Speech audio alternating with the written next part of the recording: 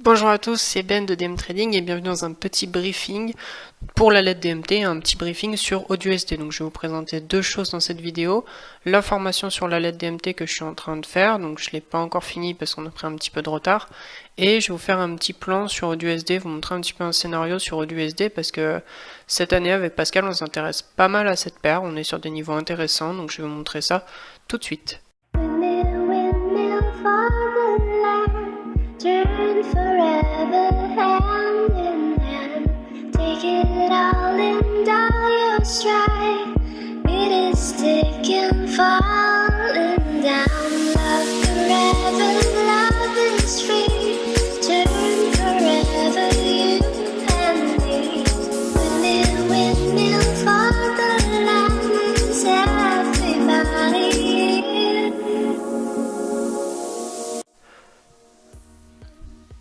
Alors, pour la formation de la lettre DMT, donc ça en fait, ici ce que vous voyez là sur la page, donc je vais mettre en grand, vous pouvez voir en fait, c'est une vision que vous avez quand vous êtes sur la formation de la lettre DMT, donc vous avez chaque partie en fait, quand vous vous abonnez à la lettre, c'est automatique, vous passez d'étape en étape pour bien comprendre le fonctionnement de la lettre.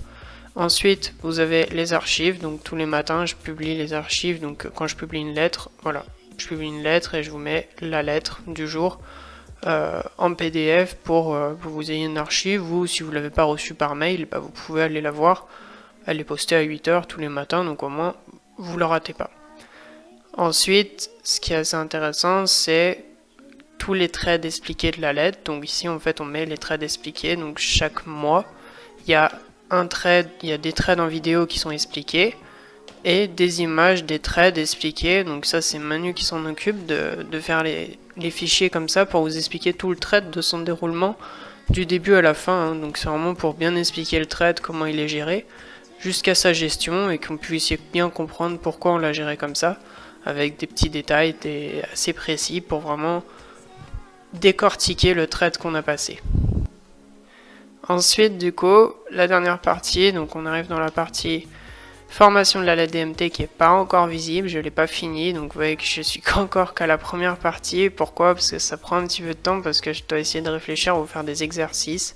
Donc j'ai fait quelques exercices en essai, donc ça se trouve ici, donc vous pouvez pas les voir pour l'instant, c'est sous forme de QCM. L'idée c'est qu'une fois que vous avez vu la vidéo, vous avez une série d'exercices sous forme de QCM, vous devez répondre vrai ou faux, oui, non, donner un chiffre, ou parfois vous devez cliquer sur l'image, sur les zones que je vous demande, pour savoir si vous avez eu juste ou pas. Une fois que vous avez passé votre examen, bah, vous avez la partie suivante qui se débloque, etc., etc., et vous avancez comme ça. Alors là, vous voyez que 3 vidéos, enfin l'introduction et ces 3 parties, hein, c'est juste la première partie sur l'analyse, donc ce dont vous avez besoin de savoir pour pouvoir maîtriser l'analyse technique à la sauce DMT, on va dire. Et ensuite, la deuxième partie, ça sera vraiment dédié au trading. Et la dernière partie, ça sera tout ce qui est gestion des trades, gestion des trades d'un point de vue risque, combien vous devez risquer sur vos trades, et une petite partie aussi pour bien expliquer pour ceux qui sont abonnés aux signaux push. Donc une explication des signaux push avec le risque, la taille des lots, les messages, comment ils sont envoyés, ce qu'ils signifient. Donc vraiment le but c'est que vous compreniez tout aux signaux push, que vous ne posiez pas de questions quand on vous en envoie. Donc ensuite, je voulais juste faire un petit point par rapport à ce début d'année sur les signaux court terme. Donc sur le 30 minutes, donc là c'est signaux push 30 minutes, hein. Je vous mets le lien dans la description à chaque fois pour que vous puissiez aller voir le fichier. Donc si vous regardez depuis 2017, enfin début 2017, donc le 3 janvier, on était à 37% sur les signaux en 30 minutes et on est actuellement à 45%, donc on a 2 trades en latent hein, oui, on a eu 2 trades sur USD qui étaient perdants, donc ils sont pas rentrés dans les chiffres, mais la perte était minime. Donc on va dire qu'on est à 45,2, allez. Donc on a fait une performance d'environ un peu plus de 7%, donc 8% depuis le début de 2017. Sur 2 mois, c'est pas mal, ça fait 4% par mois, c'est quand même bien pour un risque de 1% en moyenne, c'est plutôt pas mal. Donc on a plutôt un début d'année assez propre sur le court terme. Avec le DAX, on s'est aussi bien fait plaisir. Donc vous pouvez aller voir, hein, je vous montre, mais vous pourrez aller voir vous-même. Vous pourrez décortiquer tout ça. Donc maintenant on met bien la date, vous avez le prix d'entrée, Donc vous avez tout, donc 40% en 2017, de premier mois de 2017, et actuellement on a 44 sans les derniers trades qui ont été remplis. On est aux alentours de 44 aujourd'hui, donc c'est pas mal, 4% depuis janvier. C'est une bonne perf aussi, donc on commence bien l'année, c'est un peu plus soft que l'année dernière, les mouvements sont un peu plus lents, mais ça va, honnêtement, on s'en sort plutôt bien et on est assez régulier dans nos trades. Et du coup, on va terminer cette petite vidéo, je fais ça rapidement, hein, c'est pour pas que vous preniez trop de temps non plus devant votre écran. Le but c'est pas de passer toute une journée devant YouTube, mais on va faire ça bien et concentré, donc on va faire une petite analyse d'AUDUSD pour faire un point. On va partir du mensuel, donc là on est sur le mensuel, et qu'est-ce qu'on voit? En fait on voit une jolie compression en mensuel, donc attendez, je vais juste mettre les bandes de Bollinger, voilà. Et donc du coup on a une belle compression ici en mensuel, avec la zone de vente, la zone neutre et la zone d'achat. Actuellement on est dans notre zone de vente, on a une position vendeuse sur AUDUSD en daily, on va voir ce que ça donne. On verra ce que ça donne sur le long terme, d'ici quelques mois, si le scénario se réalise, et on va chercher la partie basse du range. Du coup, actuellement, qu'est-ce qu'on a? On a notre compression, et l'option 1, c'est on ne casse pas la résistance ici, et on retourne chercher le bas du range, ou bien on casse la résistance, et on va chercher le niveau des 0,80 qui est juste là. Ça peut être assez intéressant, c'est une configuration qui est assez propre, et le moment où le range va casser, à la hausse ou à la baisse, on aura sûrement une belle tendance qui va se faire. Donc ça sera un beau trend pour l'année 2017 peut-être, ou 2018 à venir. Là c'est vraiment une vision long terme. Ensuite du coup en hebdo, donc on va aller voir ça en hebdo, on va mettre le... Donc ça donne quelque chose comme ça. Voilà, donc là en fait c'est juste une vision, voilà, on est à l'intérieur du range mensuel, on voit que les niveaux ils sont assez propres, hein. Donc on a la zone de résistance ici sur les 0,78, 0,7750.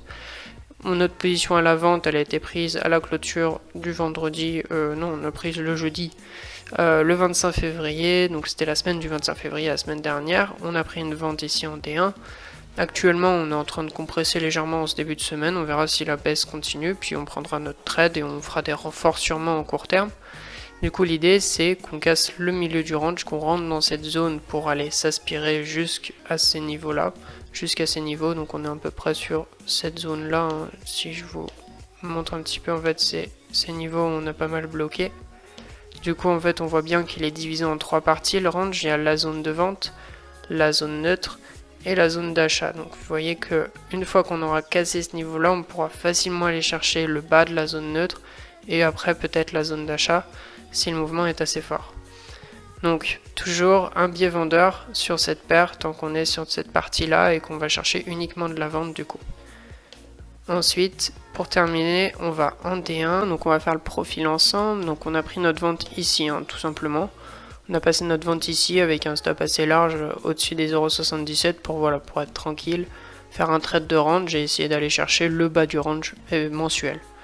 Donc les niveaux qui nous intéressent pour un trading un peu plus court terme, donc c'est ces niveaux-là qui sont juste ici.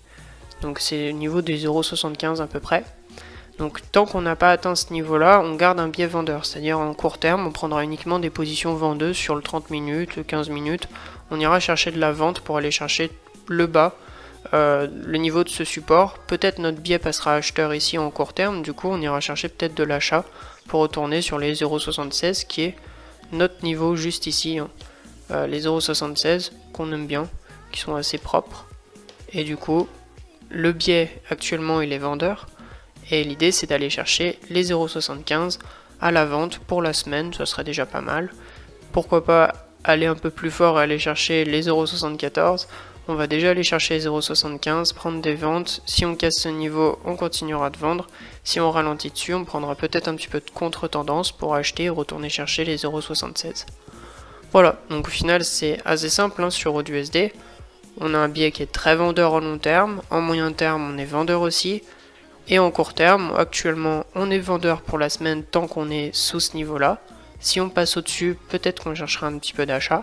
Mais en tout cas, sous ce niveau des 0,76, on prend uniquement de la vente en 30 minutes, 15 minutes et 5 minutes.